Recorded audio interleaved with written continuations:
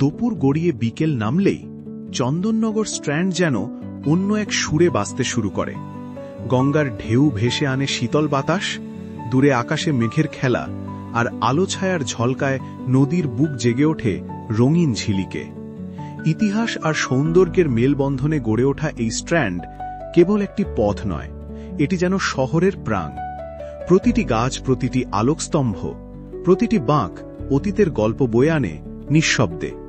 ফরাসি ঐতিহ্যের ছোঁয়ায় সাজানো চন্দননগর আজও ধরে রেখেছে সেই আবেশ।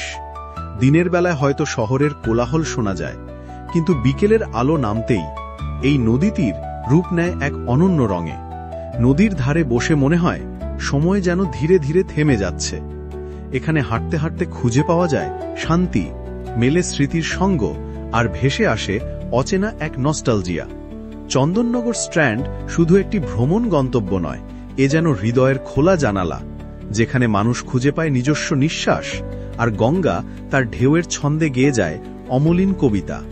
যখন সূর্যাস্তের সোনালি আলো নদীর জলে মিশে যায়, দূরে আকাশে মেঘের খেলা আর বাতাসে মধুর ছোঁয়া, চন্দননগর স্ট্র্যান্ড হয়ে ওঠে এক স্বপ্নের ছবি, যা একবার দেখলে চিরকাল মনে থেকে যায়।